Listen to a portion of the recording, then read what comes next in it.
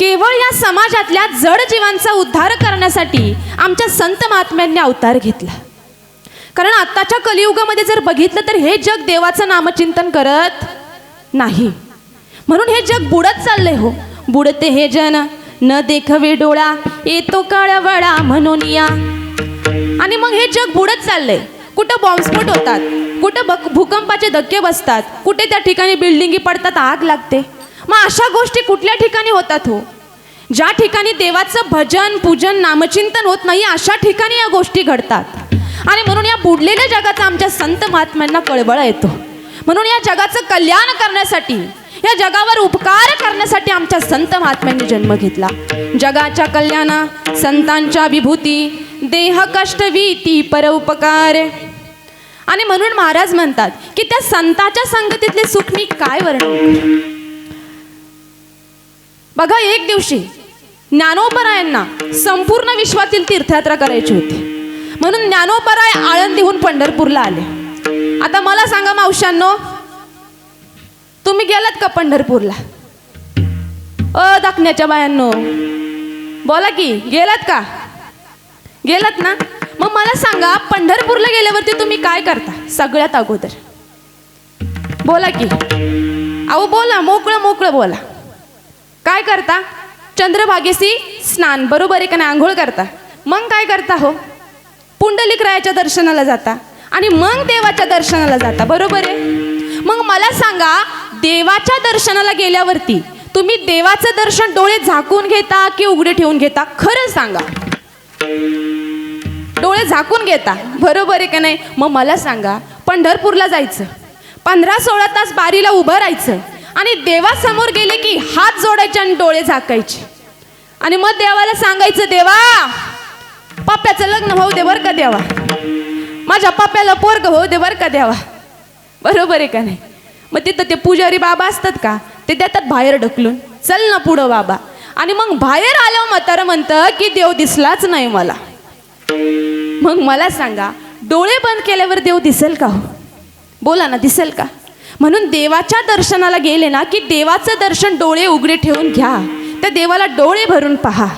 आणि आपला स्वार्थ नका सांगू देवाला. आपण स्वार्थच सांगायसाठी जातो. सुखामध्ये देव आठवतो का? दुःख सांगायला जातो ना देवापाशी. म्हणून सुख असू द्या किंवा दुःख असू द्या, हे देवाला सांगू नका. हे सगळं काही देणारा तो भगवंत आहे.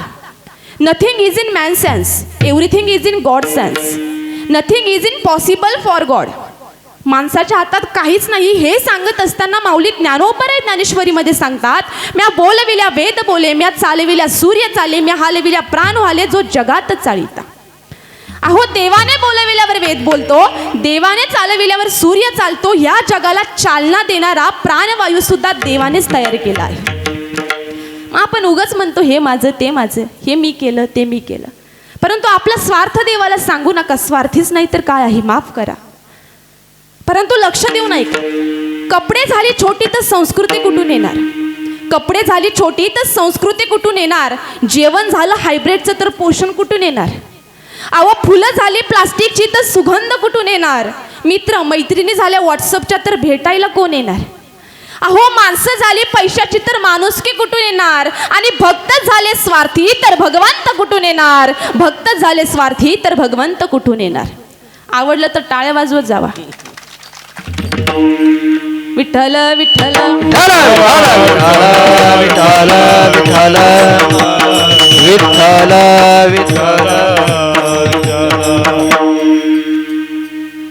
स्वार्थीच नाही तर काय. अहो, आपण वारानुसार देव बदलतो. पण एक गोष्ट लक्षात ठेवा, हे प्रत्येक दिवस ज्यांच्यामुळे आपल्याला बघायला मिळतात ना, हे सुखाचे दिवस ज्यांच्यामुळे आपल्याला बघायला मिळतात ना, ते फक्त आणि फक्त माझ्या छत्रपती शिवाजी महाराजांमुळे. म्हणून आपलं स्वार्थ देवाला सांगू नका.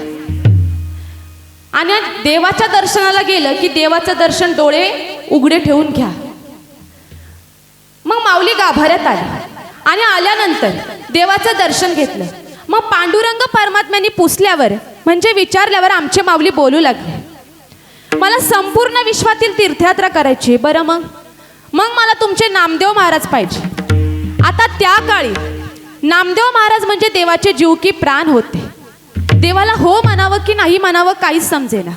शेवटी देवाने विचार केला, अरे मी जर नाही म्हणालो तर माझ्या नामदेवाला न्यायला कोण आलेले आहेत? ज्ञानियांचा राजा गुरु महाराव म्हणती ज्ञानदेव तुम्हायसे. बरं ते जाऊ द्या, अगदी व्यवहारातलं सांगू का? तुमचं लक्ष आहे का? मी काय बोलते त्याच्यावर लक्ष आहे का? तुम्ही लयच उदास वाटताय मला. अगदी व्यवहारातलं सांगू का? घरातल्या सगळ्या मंडळींनी एकच विचार केला की ह्या दिवाळीला आपण आपल्या सुनेला माहेरला पाठवायचं नाही. थोडासा आवाज द्या. माहेरला पाठवायचं नाही. परंतु त्याच मुलीचे काका मुंबईला हायकोर्टात जज होते. त्यांना सगळे लोक वाकून नमस्कार करायचे. नेमके ते मुलीचे काका त्या मुलीच्या घरी आले. घरातल्या सगळ्या मंडळींनी वाकून नमस्कार केला. घरचे बोलले, अहो जज साहेब, तुमचं एवढं मोठं काय काम आहे की प्रत्यक्ष तुम्हीच आलात? ते जज साहेब म्हणाले, काही नाही हो, ह्या दिवाळीला मी माझ्या पुतणीला घरी न्यायचं म्हणतोय. घरचे बोलले, आत्ताच घेऊन जा. म्हणजे आधी काय ठरलं होतं? पाठवायचं नाही. नंतर का पाठवलं हो? तर न्यायला कोण आले होते? हायकोर्टातले जज साहेब. त्यांना सगळे लोक वाकून नमस्कार करायचे. अगदी त्याचप्रमाणे माझ्या नामदेव महाराजांना न्यायला कोण आले होते? ज्ञानाचा सागर सखा माझा ज्ञानेश्वर. ज्ञानोबराय स्वतः नेण्याकरिता आले होते. मग देवाला होच म्हणावं लागलं. ठीक आहे. मग त्या ठिकाणी माऊली गेले, नामदेव महाराज आले. आणि नामदेव महाराज आल्यानंतर देव म्हणले, हे बघ नामदेवा, तुला ज्ञानेश्वर महाराजांसोबत संपूर्ण विश्वातील तीर्थयात्रा करण्याकरिता जायचंय. नामदेव महाराजांनी स्पष्ट नकार दिला. कारण नामदेव महाराज म्हणले, देवा, अरे तूच तर म्हणाला होतास ना की तुला माझ्याशिवाय करमत नाही. आता मला पण तुझ्याशिवाय करमत नाही. मग आता तू कसा बरं मला ज्ञानेश्वर महाराजांसोबत पाठवतोय? मग त्यावेळेस देव नामदेव महाराजांची समजूत काढू लागले. देव म्हणे नाम्या पाहे, ज्ञानदेव मीच आहे, तो आणि मी नाही तुझ्या, ज्ञानदेव आत्मा माझा. अरे नामदेवा, आम्ही दोघं तर एकच आहोत, पण याशिवाय आमचा आत्मा पण काय आहे? एक आहे.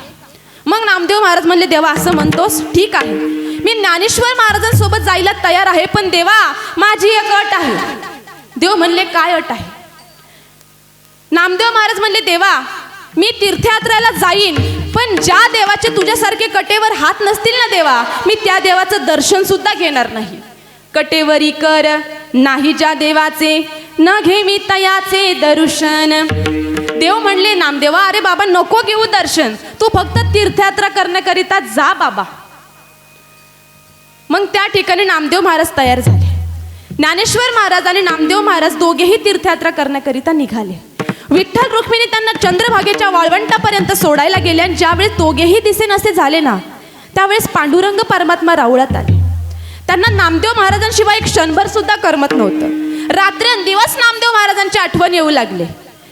आणि आता कितीतरी वर्षानंतर नामदेव महाराज आणि ज्ञानेश्वर महाराज दोघेही तीर्थयात्रा करून परत आले. त्यावेळेस माऊलींना वाटलं की जावं आणि देवाचं दर्शन घ्यावं. आता देवाला कळालं होतं, बरं माझा लाडका भक्त नामदेव महाराज इतक्या वर्षानंतर मला भेटणार आहे. त्यावेळेस देवाला वाटलं की जावं आणि कडकडून अशा माझ्या नामदेवाला आलिंगन द्यावं. म्हणून देव विटेवरून खाली उतरले. पण पाहतात तर काय, आमचे नामदेव महाराज देवाला आलिंगन द्यायचं सोडून नाचू गाऊ लागले. नामदेव महाराज म्हणले, देवा, अरे तुला आलिंगन देण्यापेक्षा मला संताच्या संगतीमध्ये सुख जास्त वाटतंय, हे आज मला कळलं. म्हणून संताच्या संगतीला फार महत्त्व आहे.